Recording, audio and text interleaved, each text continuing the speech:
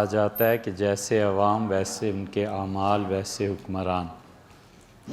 جب کہ سیدنا معاویہ رضی اللہ عنہ کی رحلت کے بعد یزید نے حکومت کی، عوام مجموعی طور پر بہرحال نیک تھے۔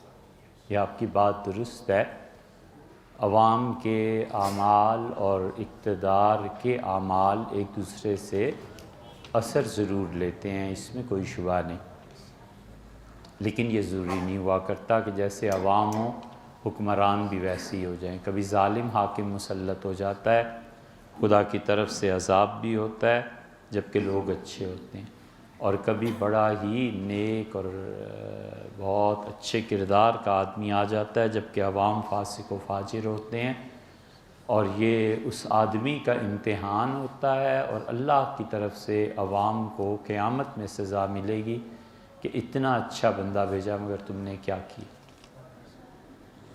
تو یہ ضروری نہیں ہوتا، یہ جن جو کہتے ہیں ان سے پوچھیے۔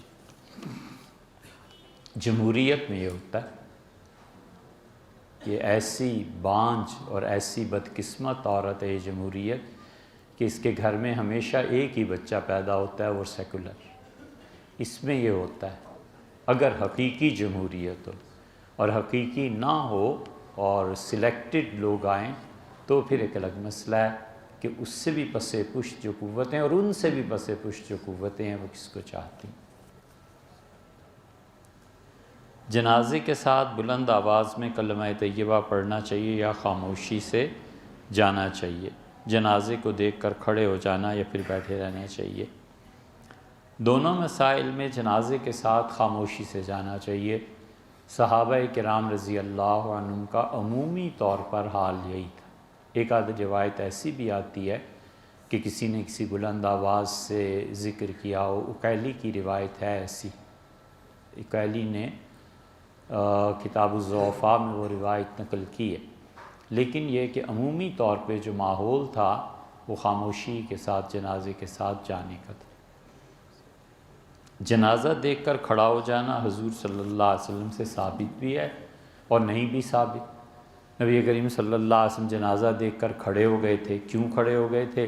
کچھ لوگوں کا خیال ہے کہ حضور صلی اللہ علیہ وسلم جنازے کی تعظیم کے لیے کھڑے ہوئے، اور کچھ صحابہ رضی اللہ عنہ کہتے ہیں ویسے ہی کھڑے ہو گئے تھے، جنازے کی تعظیم مراد نہیں تھی۔ تو اس لیے جو لوگ جنازہ یا یہ چیز لے کے کھڑے ہو جاتے ہیں وہ بھی ٹھیک کرتے ہیں، جو لوگ اس کے ساتھ نہیں کرتے ایسے وہ بھی ٹھیک کرتے ہیں، اس لیے کہ دونوں طرح سے حضور صلی اللہ علیہ وسلم سے ثابت ہے۔ پھر یہ بحث محدثین کے ہاں بھی ہوئی ہے کہ رسول اللہ صلی اللہ علیہ وسلم کے کس عمل نے کس عمل کو منسوخ کیا۔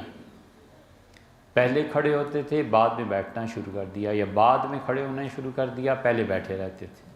یہ بھی ایک لمبی بحث ہے، تو دونوں میں گنجائش ہے، اور کوئی آدمی کھڑا ہو جائے یہ زیادہ بہتر ہے اس جنازے کی عزت اور وقار کے لیے۔ اور اب جو چند ایک چیزیں رہ گئی ہیں نا اسلام کی علامات یا دین کی علامات، ہمارے زمانے میں اس پہ عمل کرنا چاہیے تاکہ کسی بھی طرح دین کے شعائر کوئی چیز جسے دیکھ کے دینداری کا احساس ہو، یہ چیزیں قائم رہیں۔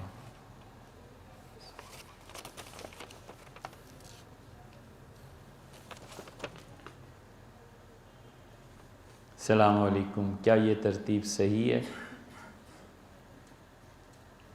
بیٹے اس کو تو دیکھ کے نا پھر بتائیں گے، لمبی بات ہے۔ جی اچھا،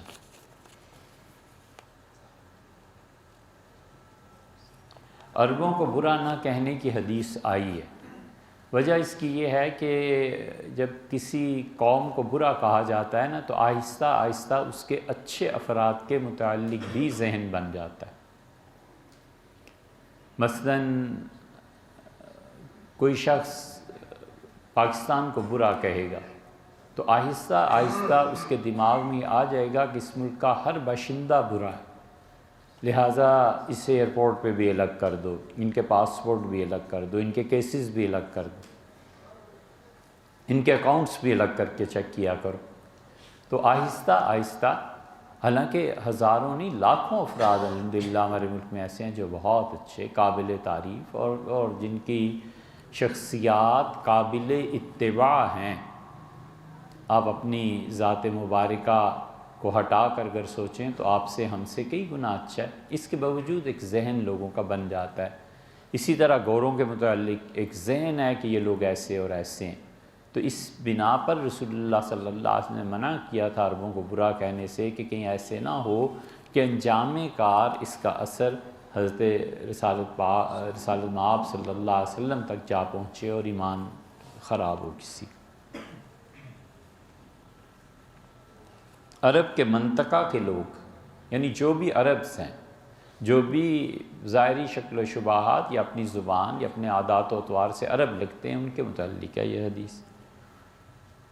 خلافت کو ختم کرنے میں عربوں کا ہاتھ، عربوں ہی نے تو خلافت ختم کی، اور کس نے کی ہے؟ یہ وہابی بدبخت اٹھ کھڑے ہوئے تھے پورے عالم اسلام میں، ترکوں کی جڑیں انہوں نے ہی تو کاٹی ہیں، ان ترکوں ہی نے تو خلافت کے پاؤں اکھیڑے ہیں، ان ترکوں ہی نے تو، یا یہ ترک تھے یا آرمینیا، یہ علاقے ترکی خلافت میں شامل تھے، ترک منع کرتے رہے نہ کرو نہ کرو۔ مصر میں جو آخری آیا ہے علی پاشا اور سعید پاشا وغیرہ، بڑا کام کیے ہیں ان لوگوں نے، کیسی بات کو آپ چھیڑتے ہیں؟ یہ جو جد تھا نا آل سعود کا، اس نے بغاوت کی تھی اور عثمانیوں نے اس پہ قابو پا لیا تھا، تو یہ عثمانیوں کو قتل کر کے کویت چلے گئے تھے، کویت کے عربوں نے ان کی مدد کی اور انہوں نے کہا چڑھ دوڑو اور حرمین شریفین پہ قبضہ کرو تو پورا عالم اسلام تمہارے تابع ہو جائے گا۔ یہ جب عراق نے حملہ کیا تھا کویت پہ تو کویتی فوراً بھاگے تو جا کے سعودی ہی پناہ لی تھی، اس لیے کہ جانتے تھے کہ ہمارے آباء و اجداد سے تعلقات چلے آ رہے ہیں۔ تو عبدالعزیز اور یہ لوگ جو تھے، ان کی بیک پر بغاوت میں اکسانے والے یہ تھے کویتی، تو کویتیوں نے مدد کی، تو یہ 12-15 سرداروں کے ساتھ آیا، ڈاکو تھے نا بنیادی طور پہ، اور آ کے ڈاکہ ڈالا، ریاض پہ قبضہ کیا۔ ریاض میں چلے جائیں، درعیہ اب بھی ایک جگہ ہے، اس درعیہ میں تھے یہ، اس سے بھی زیادہ سخت لفظ کہیں کیا کہنے۔ پھر یہیں سے اٹھے ہیں سارے، آگے چلے گئے جا کے حرمین شریفین پہ قبضہ، اور یہ لمبی داستان ہے۔ ترکوں کی خلافت کو انہوں نے ختم کیا، پھر یہی وہ چیز تھی جس کی وجہ سے اس زمانے میں بغداد کے، عراق کے مفتی اعظم پورے عالم اسلام کے، شامی رحمۃ اللہ علیہ تھے، شامی نے در مختار کا جو حاشیہ لکھا ہے اس میں انہوں نے لکھا ہے کہ ہمارے زمانے کے یہ خوارج ہیں، انہیں قتل کرنا چاہیے، انہیں مار دینا چاہیے، کیونکہ انہوں نے خلافت عثمانیہ کو توڑا۔ اس زمانے کے مفتی یہی فتویٰ دیتے تھے۔ پھر آہستہ آہستہ یہ قابض ہوئے، جب قبضہ ہو گیا تو پھر انہوں نے اپنے علاوہ ہر ایک کو مشرک کافر قرار دے کے قتل کرنا شروع کیا۔ اسی کے اثرات تھے جو ہندوستان تک پہنچے، وہاں محمد علی جوہر، ان کے بھائی شوکت علی، یہ جو انہوں نے تحریک خلافت قائم ہوئی، اور اس کے بعد کے دور میں خدام کعبہ کے نام سے جو تحریک چلی وغیرہ وغیرہ بر صغیر میں، وہ تو اگرچہ ٹائٹل تھا ایک خلافت کا، لیکن در حقیقت وہ انگریزوں کو ہندوستان سے اکھیڑنا تھا۔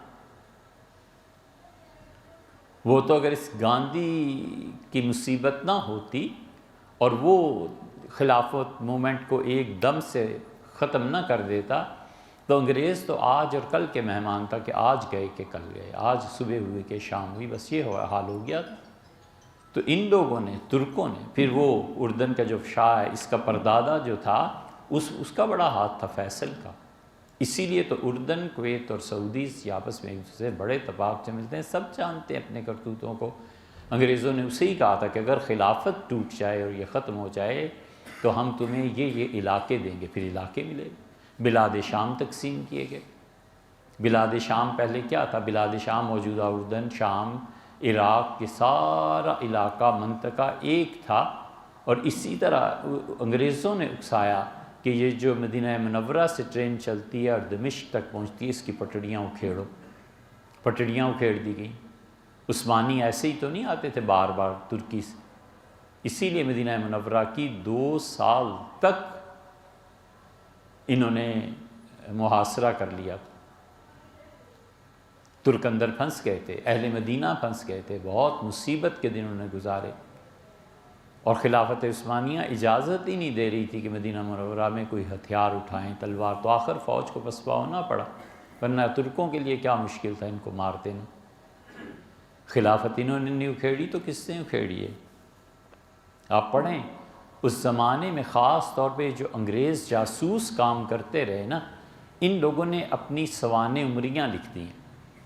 ایک وہ چیز پڑھنے کے قابل ہے، ایک اس زمانے میں جو مفتی حضرات بڑے بڑے لوگ تھے نا، انہوں نے جو کتابیں لکھی وہ پڑھنے کے قابل ہیں۔ اب تک سعودیہ میں وہ کتابیں اس زمانے کی حتیٰ کہ ان کی لائبریریز میں موجود ہیں، مگر ظاہر ہے کون کتابیں کبھی چھپیں تو پھر پتہ چلے گا کہ انہوں نے کس کس کو مروایا، کس آدمی پر جبر ہوا، کس پہ ظلم ہوا، کس طرح علماء کو ختم کیا گیا، وہ ساری چیزیں اب تک کہیں نہ کہیں محفوظ ملیں گی آپ۔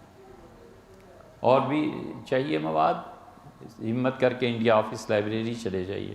اور چاہیے لندن، اور بھی مواد چاہیے تو اس زمانے میں رد وہابیت کے عنوان سے جو چیزیں لکھی گئیں نا انہیں پڑھنا ہے۔ اور بھی مواد چاہیے تو خانقاہ مجیبیہ ہندوستان، بارہا ہم بہت کوشش کر چکے بھئی کسی طرح حضرت تک رسائی ہو، لیکن ظاہر ہے کہ ہندوستان پاکستان کے تعلقات اس بات کی اجازت نہیں دیتے۔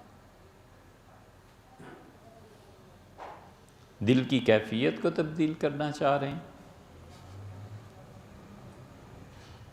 آندلیب مل کے کریں آہوزاریاں، میں پکاروں ہائے دل، وہ ہے نا شعر، ایسے ہی ہے بھیا۔ دل کی حالت اور کیفیت کو تبدیل کرنے کے لیے نا اپنی 100 سال کی کوششوں سے بہتر ہوتا ہے کہ ایک دن اللہ کے کسی نیک بندے کی مجلس میں گزارا جائے، اس سے بات کی جائے۔ جنت میں صرف مسلمان ہی جا سکتا ہے، اگر کسی کو غیر مسلم نے ایمانداری اور سچائی سے زندگی گزاری ہو تو کس بنا پر جنت کا حقدار ہوگا؟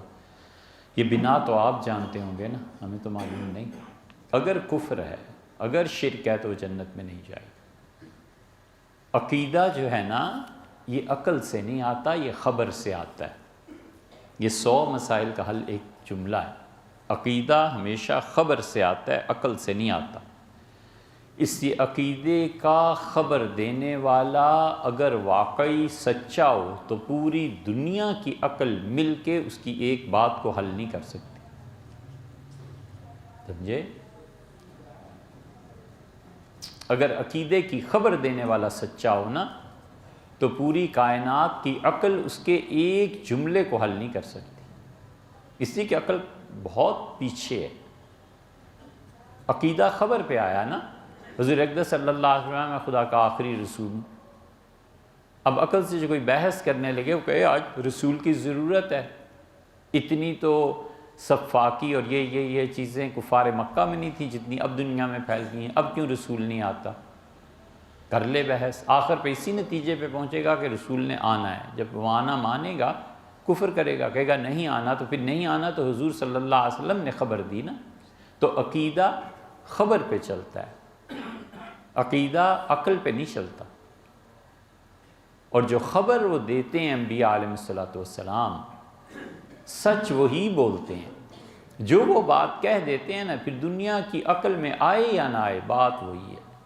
اب یہ کس کی عقل میں آتا ہے کہ جنت بنی ہوئی ہے اور جہنم بھی بنی ہوئی ہے اور آسمانوں سے اوپر ہے؟ کسی کی عقل میں آتا ہے کہ یاجوج ماجوج یہی ہیں اور دجال آئے گا اور گدھا ہوگا اور یہ ہوگا اور یہ ہوگا؟ بنیاد کیا ہے؟ حضور صلی اللہ علیہ وسلم کی خبر، انہوں نے فرما دیا ایسے ہوگا۔ کوئی کہتا ہے اب تیسری جنگ عظیم ہوگی، اس کے بعد یہ سب کچھ ہوگا کیونکہ دنیا میں کچھ رہے گا ہی نہیں۔ اچھا بھائی اس کی کیا صداقت، اتھینٹسٹی اس بات کی کیا ہے، سوائے اس کے کہ ہماری آپ کی عقل کہتی ہے کہ یہ ممکن ہے اور نہ ہو، اور اللہ اسی حال میں دجال کو بھی لے آئے اور سب کچھ کر دے تو پھر؟ تو اس لیے جنت میں جانا یا نہ جانا، یہ جنہوں نے بھیجنا ہے انہوں نے فرمایا ہے کہ اگر کوئی شخص ان کی وحدانیت کا اقرار نہیں کرتا، خبر اس تک پہنچی، البتہ یہ بات کسی آدمی تک خبر ہی نہیں پہنچی، کسی آدمی تک اسلام کی اطلاع ہی نہیں پہنچی، تو ہمیں بھی فضول بات نہیں کرنی چاہیے کہ جہنم میں جائے۔ کیوں بھئی؟ لاکھوں چائنیز اس زمانے میں موجود ہیں، ہزاروں آسٹریلینز موجود ہیں جن قبائل کو خبر پتہ ہی نہیں ہے، تو ہم کیوں کہیں وہ جہنم میں جائیں گے؟ جنت میں نہ جائیں، جہنم میں کیوں جائیں گے؟ اگر انہوں نے کوئی ظلم اور حقوق العباد میں کچھ گڑبڑ نہیں کی تو اللہ تعالیٰ انہیں مٹی میں ملا دے گا، کچھ کرے گا، یہ خدا کی مرضی۔ لیکن جنت میں جانا اللہ نے طے کر دیا ہے، خود فرما دیا ہے کہ انہ من یشرک باللہ، جو اللہ کے ساتھ شرک کرے گا فقد حرم اللہ علیہ الجنہ، ہم نے جنت اس پہ حرام کر دی ہے، ومأواہ النار، اور اس کا ٹھکانہ جہنم، یہ خود انہوں نے فرما دیا ہے۔ تو اس لیے اس کی بنا کیا ہے ان کے جہنم میں جانے کی؟ وہ یہ کہ پیغام پہنچنے کے بعد انکار کرنا، پیغام بھی اس کی اپنی زبان میں پہنچے۔ اس پہ بہت تفصیل سے کئی مرتبہ بات ہو چکی۔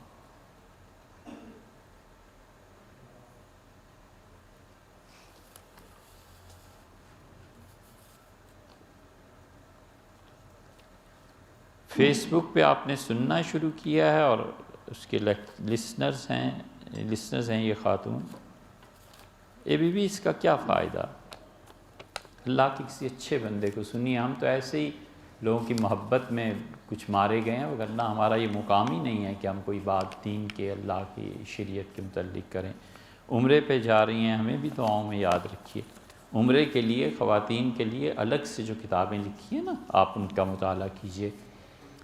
مفتی سعید صاحب رحمۃ اللہ علیہ تھے سہارنپور کے، انہوں نے ایک کتاب لکھی ہے معین الحجاج، اس کو پڑھیے۔ اس میں خواتین کے عمرے کے متعلق بہت سی چیزیں حضرت مفتی صاحب رحمۃ اللہ نے جمع کر دیں۔ بڑے بڑے قابل، بڑے اعتدال اور بڑے نہایت محنتی آدمی تھے۔ مفتی صاحب نے جو کچھ کہا سو پتھر کی لکیر تھا، بس بہت مشکل تھی، اس لیے انہوں نے بڑی محنت سے وہ کتاب لکھی ہے رحمہ اللہ، اس کو پڑھیے۔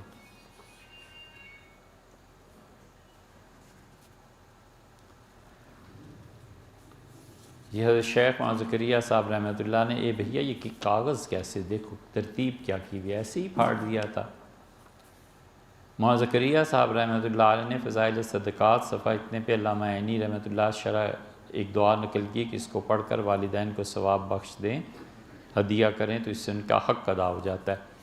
یہ عام طور پہ اتنی چیزیں جو آتی ہیں نا، میں ان احادیث کے جو صحیح ہیں، جن میں حضور صلی اللہ علیہ وسلم اس کے گناہ معاف ہو جاتے ہیں، اس کی گناہوں کی دھلائی ہو جاتی ہے، اس نے حق ادا کر دیا، یہ ترغیب کی احادیث ہے کہ تم ایسے کام کرو، ایسے اچھے کام کرو۔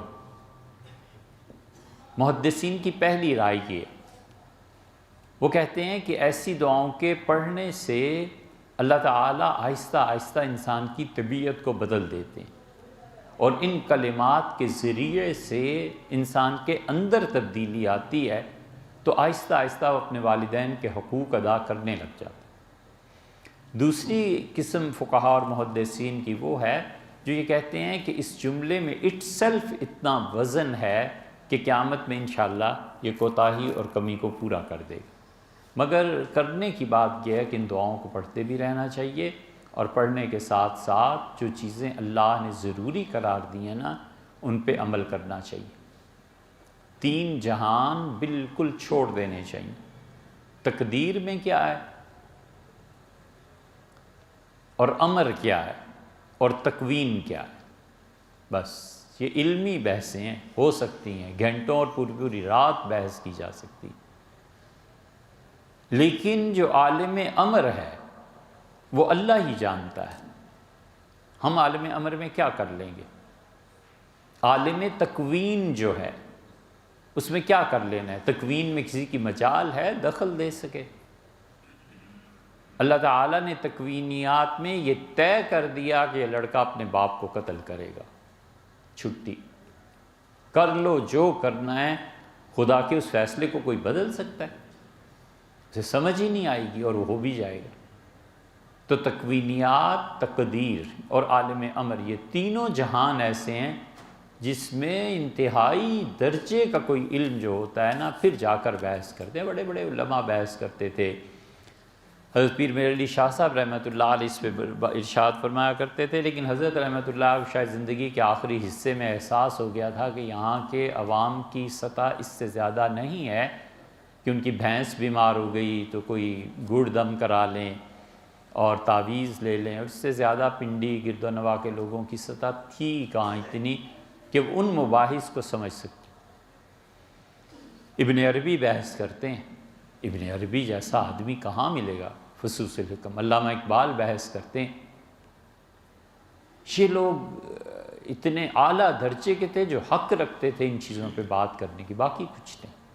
باقی یہ ہے کہ اس عالم تکوین، عالم امر اور تقدیر، ان کے مقابلے میں ایک چیز تخلیق ہے۔ ان تینوں چیزوں میں میٹر نہیں پایا جاتا، مادہ نہیں پایا جاتا۔ عالم امر میں مادے کی کیا حیثیت؟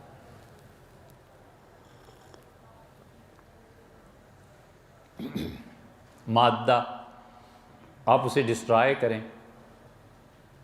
اٹامک انرجی، میٹر کی کنورژن توانائی میں ہے، ویسے بڑی دلچسپ بحث، کیا کہنے وہ جہان جس میں توانائی مادے میں تبدیل ہوتی ہے اور مادہ توانائی میں تبدیل ہوتا ہے، اس کا خدا کسی کو مشاہدہ کرا دے تو مر جائے پر ایمان خدا سے نہ جائے۔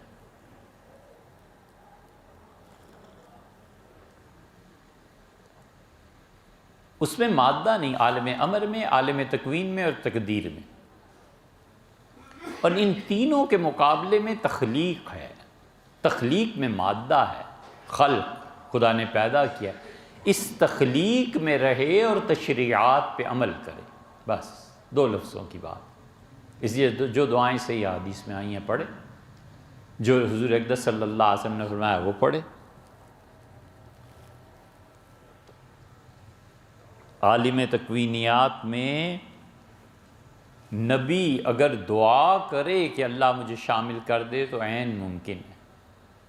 نبی بھی عالم تکوینیات میں شامل نہیں ہوتا، علیہ الصلوۃ والسلام، علیہ الصلوۃ والتسلیم، صلی اللہ علیہ وسلم۔ عالم تکوینیات میں کسی کا زور نہیں، اور عالم تکوینیات میں پھر مسئلہ یہ بھی ہے کہ وہ دکھایا جاتا ہے اس آدمی کے شرف کے لیے، اور اس آدمی کے شرف میں کبھی وہاں سے حکم آئے کہ تم دعا اگر مانگو گے تو ہم اسے بدل دیتے ہیں، یہ اس آدمی پر احسان ہے کہ یوں کر لو، یہ کر دو۔ شاہ ولی اللہ رحمۃ اللہ علیہ کا یہ مقام تھا۔ شاہ صاحب رحمۃ اللہ علیہ نے بہت بڑی تفصیلات اس کی لکھی، یہ چیزیں۔ شاہ ولی اللہ رحمۃ اللہ کا ذکر آیا تو ویسے ہی کہیں، اس لیے یہ دعائیں پڑھنے کی ہیں، پڑھتے رہیے، اللہ تعالیٰ سب کو توفیق بخشے۔ یہ دیکھیے پھر ایسے ہی کیا نا، اعمال جو ہیں نا انسان کے، اس کی اندرونی کیفیت کو ظاہر کرتے ہیں۔ ذہن میں اگر ترتیب ہو، ذہن شیڈولڈ ہو اور انسان کی حرکتیں نپی تلی ہوتی ہیں۔ حضور اقدس صلی اللہ علیہ وسلم متعلق نہیں آتا کہ ہر کام کے لیے کوئی وقت مقرر تھا۔ صحابہ رضی اللہ عنہ کو پتہ ہوتا تھا کہ اس وقت رسول اللہ صلی اللہ علیہ وسلم اب یہ کام کر رہے ہوں گے۔ تو اس لیے لاپرواہی، یہ چیزیں درست نہیں بھیا، مسلمان کو تو نہیں ہونا چاہیے نا۔ بخل کیا ہے؟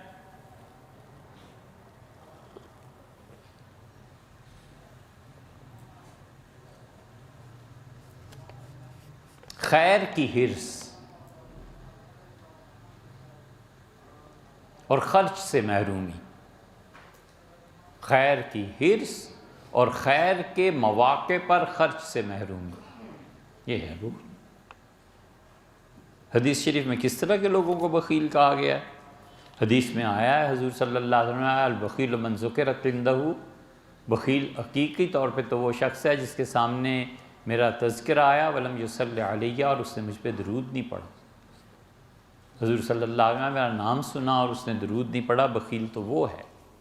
اور حضور صلی اللہ علیہ وسلم نے فرمایا، حضرت ابو ہریرہ رضی اللہ عنہ کی روایت میں آتا ہے، سیدنا ابو ہریرہ رضی اللہ عنہ نے کہا کہ حقیقی بخیل تو وہ ہے جو لوگوں کو سلام بھی نہ کرے۔ اب سلام کرنے میں کتنی دیر اور وقت لگتا ہے، لیکن رسول اللہ صلی اللہ علیہ وسلم نے بخیل اسے بھی کہا۔ ایک سوال یہ ہے کہ رمضان کے مہینے بھر کے روزے بچے کی پیدائش اور ان مراحل میں رہ جائیں تو کیا یہ ادا کرنا ہے یا کفارہ ادا کرنا ہے؟ ان میں کفارہ نہیں ہے، ان میں روزوں کی قضا کرنی ہے۔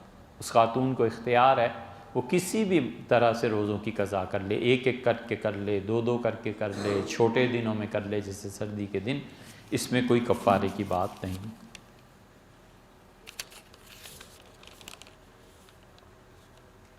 حضور اقدس صلی اللہ علیہ وسلم سے مانگنا یا اللہ تعالیٰ سے سفارش کرنے کے لیے کہنا یا آل رسول کا واسطہ دینا، دیکھیں بہن، سیدھی سادی سی بات یہ ہے کہ اللہ ہی سے مانگنا چاہیے، بس یہ عقیدے کی دو جملوں کی بات ہے۔ ہوتا یہ ہے کہ اللہ تعالیٰ کی رحمت کبھی کبھی حضور اقدس صلی اللہ علیہ وسلم کی صورت میں ظاہر ہو جاتی ہے، کبھی کبھی خدا کی رحمت اپنے شیخ کی صورت میں خواب میں نظر آ جاتی ہے، کبھی کبھی جبریل امین جیسے آتے تھے نا رسول اللہ صلی اللہ علیہ وسلم کے پاس کسی اور شکل و صورت میں، اللہ کے فرشتے اس کی شیخ کی صورت میں آ جاتے ہیں کہ شیخ آئے ہیں، اب روح نکالیں۔ بہت غور سے سننا چاہیے اس بات۔ اللہ کا فضل کسی انسان پر ہوتا ہے اور لیلۃ القدر میں جبریل امین اس کی شبیہ بن کے اس سے آ کے ہاتھ ملاتے ہیں۔ علم در حقیقت اس کا ناطہ اور تعلق جبریل امین سے۔ اب اس پہ غلط فہمی یہ ہوتی ہے کہ حضور صلی اللہ علیہ وسلم نے میری مدد کی، شیخ نے میری مدد کی، فلاں نے میری مدد کی۔ وہ نہیں سمجھتا بیچارہ کہ اللہ کے رحمت کی اظہار کی یہ وہ صورت تھی جس سے آپ مانوس ہیں۔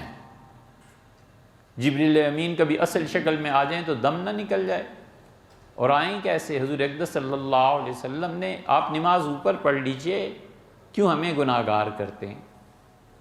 نماز جب کوئی پڑھے تو اس وقت بولنا جائز تو نہیں ہے۔ حیران ہوتے ہیں ہم، ہر وقت جمعے میں یہی ہوتا ہے، آپ دیکھیں، غور کریں، یہاں کے پیچھے کھڑے ہو کے نماز پڑھنے لگے۔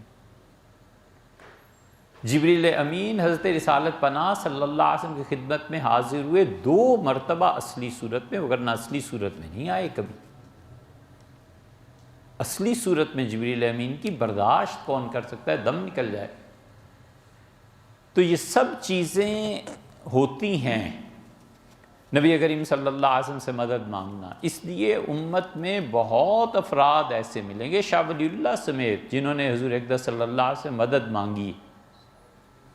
یہ 2 مسئلے ایسے ہیں جس پہ بولنا کوئی آسان نہیں ہے، یہ بچوں کا کھیل نہیں ہے۔ ایک رسول اللہ صلی اللہ علیہ وسلم کا میلاد، اور ایک نبی کریم صلی اللہ علیہ وسلم سے مدد مانگنا۔ اہل تشیع کو تو اس میں کوئی ہے ہی نہیں، وہ تو ائمہ سے بھی علیہ السلام مدد مانگتے ہیں رحمت اللہ علیہ، اور بریلوی حضرات کو بھی کچھ نہیں، وہ بھی مانتے ہیں، دیوبندی بھی مانگتے ہیں۔ حضور اقدس صلی اللہ علیہ وسلم سے مدد مانگنا دیوبند کے اکابرین میں ہے۔ حضرت حاجی امداد اللہ صاحب مہاجر مکی رحمۃ اللہ علیہ کا کلام پڑھیں نا، وہ نہیں مانگتے۔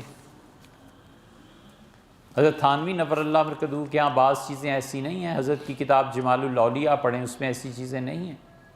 کیوں یار خام خواہ لوگوں کو خراب کرتے؟ ہر ایک کے ہاں ہے، اہل حدیث حضرات میں نہیں ہے۔ مسئلہ کیا ہے؟ وہ کہتے ہیں سیدنا علی رضی اللہ عنہ سے مدد مانگو، وہ کہتے ہیں حضور اقدس صلی اللہ علیہ وسلم مدد مانگو، دیوبندی بھی حضور اقدس صلی اللہ علیہ وسلم سے مدد مانگو۔ اہل حدیث یہاں کون ہے؟ یہاں ابن قیم مدد ہے، قاضی شوکاں مدد ہے، ابن قیم ہماری مدد کر، قاضی قاضی شوکانی ہماری مدد فرمائیے، وہاں بھی ہے۔ کیوں خام خواہ لوگوں کو لڑانا ہے؟ کیوں خام خواہ فرقے پھیلانے ہیں؟ ہم اسی لیے کہتے ہیں اپنے اپنے بزرگوں کی کتابیں پڑھو، پتہ چل جائے گا تمہیں صاف کہ ہر ایک کے بڑے جو تھے حضور اقدس صلی اللہ علیہ وسلم مدد مانگتے تھے۔ رہ کیا گئی بات؟ ایک شیخ الاسلام ابن تیمیہ رحمۃ اللہ علیہ، ابن قیم وغیرہ وغیرہ، یہ لوگ اس کے قائل نہیں رہے۔ وہ کہتے تھے رسول اللہ صلی اللہ علیہ وسلم سے کس وجہ سے مدد مانگنی ہے، صحابہ کرام رضی اللہ عنہ نے کبھی مدد نہیں مانگی۔ آپ نے بی بی یہ جو دوسری بات لکھی ہے کہ سفارش کرنا رسول اللہ صلی اللہ علیہ وسلم سے، یہی وہ نقطہ ہے جس پہ ابن تیمیہ رحمۃ اللہ نے بڑے اصرار سے کہا ہے کہ حضور اقدس صلی اللہ علیہ وسلم، بات یہاں سے شروع ہوتی ہے قبر میں سنتے ہیں یا نہیں؟ قبر میں سنتے ہیں، یہ ٹھیک ہے، یہ امت کا بالکل اتفاق اس پہ رہا۔ یہ اب کچھ لوگ کہنے لگے، ورنہ ابن تیمیہ بھی مانتے ہیں۔ وہ کہتے ہیں رسول اللہ صلی اللہ علیہ وسلم پہ جا کر سلام پیش کرو، وہ سنتے ہیں، جواب بھی دیتے ہیں، روح مبارکہ اللہ کے مشاہدے بھی مستغرق ہے، اور روح مبارکہ کو ادھر بھی التفات ہوتا ہے۔ یہ رسول اللہ صلی اللہ علیہ وسلم کی روح مبارکہ کا ایک حال ہے اپنا۔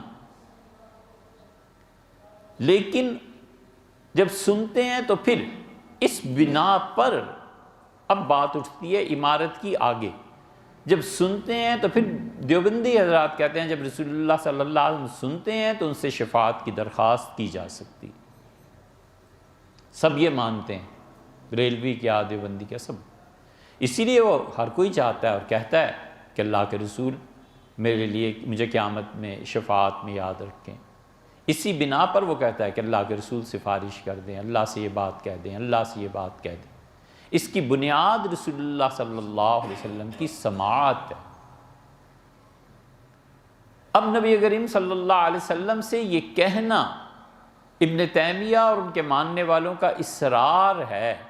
وہ کہتے ہیں کہ رسول اللہ صلی اللہ علیہ وسلم کی قبر مبارک پہ صحابہ کرام رضی اللہ عنہ نے کبھی بھی جا کر یہ کہا ہے جو تم کہتے ہو۔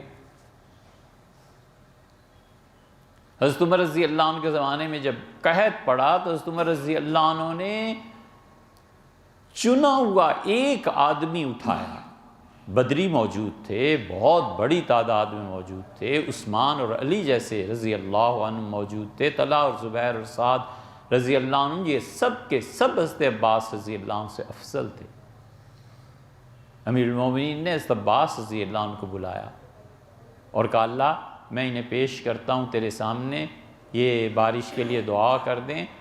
اور حضرت عباس رضی اللہ عنہ کتنے سمجھدار تھے، انہوں نے دعا کے لیے ہاتھ اٹھائے اور کہا میرے پروردگار مجھے اس لیے تیرے سامنے امیر المومنین لا رہے ہیں کہ مکانی بن نبی صلی اللہ علیہ وسلم، میرا حضور صلی اللہ علیہ وسلم جو واسطہ اور تعلق ہے اس وجہ سے یہ مجھے پیش کر رہے ہیں۔ سیدنا عمر رضی اللہ عنہ کیوں نہیں کیا کہ قبر شریف پہ تشریف لے جاتے اور جا کے کہتے اللہ کے رسول دعا کریں بارش ہو جائے؟ کچھ بھی نہیں۔ کوئی ایک صحابی رضی اللہ عنہ ایسے نہیں ہے۔ حضرت ابو ایوب انصاری رضی اللہ عنہ جا کر جو قبر شریف پر لپٹ گئے تھے تو ان کی محبت تھی۔ اور بلال وہ نہیں جو مؤذن، ایک بلال چھوٹے تھے رضی اللہ عنہ، ان کو حضور صلی اللہ علیہ وسلم نے خواب میں آ کے کہا تھا کہ عمر کو جا کے کہو بارش ہو جائے گی، لیکن عمر عقل سے کام لے۔ عمر رضی اللہ عنہ سنتے رہے، پھر رو پڑے، پھر کہا بیان کرو، لوگوں سے کہو جو مجھے پیغام دیا گیا۔ تو انہوں نے صحابہ رضی اللہ عنہ سامنے کھڑے ہو کے بیان کیا کہ حضور صلی اللہ علیہ وسلم عمر کو کہو عقل سے کام لے۔ تو حضرت عمر رضی اللہ عنہ کا اللہ جتنی عقل مجھ میں ہے اس حد تک تو میں کوشش کر چکا ہوں، میں اس سے بڑھ کے کیا کروں، اپنی عاجزی کا اظہار فرمایا۔ تو رسول اللہ صلی اللہ علیہ وسلم سے سفارش کے لیے کہنا کہ آپ اس کام کے لیے اللہ سے درخواست کر دیں، دعا کر دیں، یہ سارے قائل ہیں اس کے، سوائے ابن تیمیہ رحمۃ اللہ علیہ کے، کہ وہ کہتے ہیں صحابہ رضی اللہ عنہ نے یہ نہیں کیا لہٰذا نہ کرو، باقی سب قائل ہیں۔ بھائی خام خواہ نہیں تو امت کو توڑنا اور فرقے بازیاں یہ کوئی چھوٹی چیز نہیں ہے۔ رہ گیا آل رسول کا واسطہ دینا، تو واسطہ تو کسی بھی شخص کا، نیک اچھے آدمی کا دیا جا سکتا ہے۔ واسطے میں کیا ہے، اس پہ تو لمبی بحث ہو چکی۔ سعدی نے نہیں کہا، وہ شریعت کے مطابق ہی کہا، اگرچہ سعدی کوئی سند نہیں ہے ان کا شعر، لیکن سعدی رحمۃ اللہ نے کہا ہے نا خدایا بحق بنی فاطمہ کہ بر قول ایماں کنی خاتمہ، اللہ فاطمہ رضی اللہ عنہ کی اولاد کے صدقے ایمان پہ موت نصیب۔ حضرت مجدد الفسانی سرہندی رحمۃ اللہ نے لکھا ہے کہ ہمارے والد ہمیشہ کہتے رہے کہ حضور اقدس صلی اللہ علیہ وسلم کی اولاد کا خیال رکھو، اور رسول اللہ صلی اللہ علیہ وسلم کی اولاد سے محبت کو خاص طور پر دخل حاصل ہے حسن خاتمہ میں۔ تو حضرت مجدد رحمۃ اللہ علیہ لکھا ہے کہ جب میرے والد کا اپنا انتقال ہو رہا تھا تو میں نے کہا آپ کو اہل بیت کرام رضی اللہ عنہم کی محبت کا فائدہ ہے؟ آپ کو اہل بیت کرام یاد آتے ہیں، یعنی ان کی محبت ہے؟ ایک لفظ فرمایا، سر شاریم، سر سے پاؤں تک ڈوبا ہوا ہوں اہل محبت، اہل بیت کی محبت میں۔ حضور صلی اللہ علیہ وسلم کا خاندان، ان کے اہل بیت ہمیشہ واجب التکریم رہے۔ رہ گیا واسطہ اللہ کو دینا، حضور صلی اللہ علیہ وسلم کے واسطے سے ہمیشہ امت دعا مانگتی آئی ہے، حضور صلی اللہ علیہ وسلم کے گھر والوں کے واسطے سے مانگتی آئی ہے، اپنے مشائخ کے واسطے سے مانگتی آئی ہے۔ یہ مانگنا اللہ سے واسطے سے کوئی ایک فرقہ ایسا نہیں ہے جو نہ کرتا ہو۔ کیوں خام خواہ لوگوں کو لڑاتے ہو؟ اہل تشیع قائل ہیں، بریلوی حضرات تو کھلے بندوں قائل ہیں، دیوبندی حضرات میں 4 جلدیں ہیں۔ حضرت شیخ الحدیث حسین احمد صاحب مدنی رحمۃ اللہ ہے کہ حضرت مدنی رحمۃ اللہ اپنے مکتوبات کی 4 جلدیں ہیں۔ ایک مرتبہ اپنے شوق سے پڑھ لی تھی، دوبارہ جب چھپنے آئیں تو ہمارے حضرت رحمۃ اللہ نے فرمایا کہ اس کی پروف ریڈنگ تم کرو گے۔ بڑا ان کا احسان، بڑا ان کا احسان تھا، ارشاد فرمایا۔ ہم نے بڑی محنت سے پڑھی، پھر تیسری مرتبہ ارشاد فرمایا اسے اور پڑھو، اور پڑھی۔ وہ 4 جلدیں آپ دیکھ لیں، جگہ جگہ حضرت لکھتے ہیں بجاہ النبی الامین، حضور اقدس صلی اللہ علیہ وسلم کے واسطے سے، حضور اقدس صلی اللہ علیہ وسلم کے واسطے سے۔ دیوبندی حضرت میں سب لکھتے ہیں، لڑنا کس بات کا ہے؟ اہل حدیث حضرات رہ گئے، ان میں لکھوی اور غزنوی یہ دونوں بیعت کرتے تھے بابا، دونوں سلسلہ نقشبندیہ میں لوگوں کو سبق دیتے تھے، ذکر اذکار اور مراقبات کا طریقہ سکھاتے تھے۔ حتیٰ کہ ان میں آخری بڑی ہستی جو تھی مولانا ابوبکر صاحب رحمۃ اللہ علیہ، کہ ان کا خط میں نے خود ہم نے پڑھا، انہوں نے لکھنؤ تحریر کیا مولانا ابوالحسن ندوی رحمۃ اللہ علیہ کو، لکھا تھا دعا کیجئے چند دن آؤں اور آپ کی خانقاہ میں رہوں اور اللہ کو یاد کروں اور اللہ اللہ کروں۔ اس میں بھی یہی ذکر ہے تصوف کا، ان چیزوں کا۔ کیوں نہیں بتاتے؟ یا خود پڑھا نہیں ہے، یا جان بوجھ کے شرارت کرنی ہے؟ سب مانگتے تھے بھیا، اس میں کیا اعتراض کی بات؟ اچھا وقت ہو گیا۔